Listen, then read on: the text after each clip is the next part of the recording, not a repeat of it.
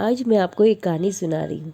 यह कहानी एक पुराने ज़माने में एक सेठ जी की है, जहाँ एक नौकर काम करता था। नौकर बहुत विश्वासप्रद था। बरसों से उन्हीं के यहाँ काम कर रहा था। वह नौकर ने एक बार कहा सेठ जी से कि मेरी एक तीव्र इच्छा है, मैं जगन्नाथपुरी धाम जाना चाहता हूँ। अगर आपकी अनुमति हो तो मैं दर्शन को जाता हूँ।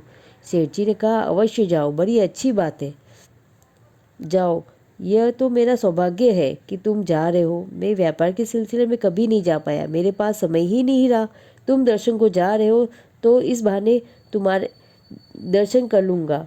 सुनो, मेरा एक काम करना, ये 100 रुपये लेकर जाओ और मेरी तरफ से प्रणाम करना। नौकर ने कहा, अवश्य यही करूँगा। सेठ जी ने 100 रुपये दिए। नौकर ने यात्रा प्रारंभ की। पुराने समय में की बात है, इसलिए उस समय पैदल यात्रा होती थी। तब नौकर पैदल यात्रा पर निकल पड़ा। चलते चलते लगता है कि सब लोग भजन कीर्तन करते जा रहे हैं। हरि बोल, श्री जगन्नाथ की जय हो, इस तरह से जयकार करते हुए कीर्तन करते हुए जा रहे हैं। एक जगह उसने देखा कि कुछ संत पैदल चलते चलते कीर्तन करते करते थक गए थे। चेहरे से देखकर उनको ऐसा लग रहा था कि उन्होंने खाया नहीं है।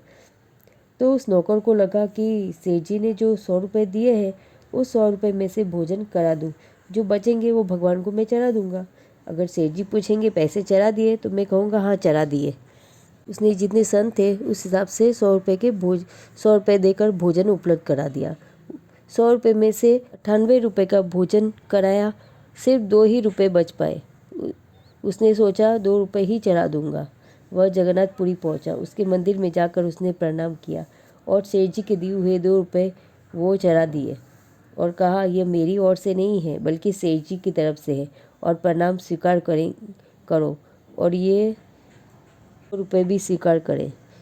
उसके बाद वह आगे बढ़ा। वापस चलने की यात्रा शुरू हुई। चलते हुए वह सोचने लगा कि पैसे चढ़ा दिए, मैं बोलूँगा हाँ चढ़ा दिए। उधर सेठ जी को सपना आता है। उनको दर्शन देते हैं और कहते हैं, सेठ तुम्हारे दिए हुए 98 रुपये मुझको प्राप्त हो गए, तुम पर मेरी कृपा बरसती रहेगी। इतना कहकर जगन्नाथ जी अंतर्ध्यान हो गए। सेठ की आंख खुली और बोला, मेरा नौकर बड़ा ही ईमानदार है। उसने 98 रुपये चढ़ाए, पर 2 रुपये का क्या किया होगा? ऐसी क्या मुसीबत आई होगी कि उसने 2 रुपये खर्च कर दिए?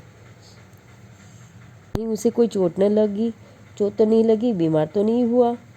बहुत कुछ दिमाग में चल रहा था। वह नौकर यात्रा कर वापस लौट गया। उसने सेठ जी को नमस्कार किया और कहा और यात्रा के बारे में बताया। बहुत ही अच्छी रही यात्रा। सेठ जी ने प्रश्न किया कि पैसे चढ़ा दिए? नौकर ने कहा, हाँ चढ़ा दिए। सेठ जी ने कहा, 98 रुपये ही क्यों चढ़ाए, 2 रुपये का क्या किया? नौकर की आंखें खुली रह गई। सेठ जी ने कहा, मुझे जगन्नाथ जी ने स्वप्न में दर्शन देकर बोले तुम्हारे 98 रुपये में प्राप्त हुए।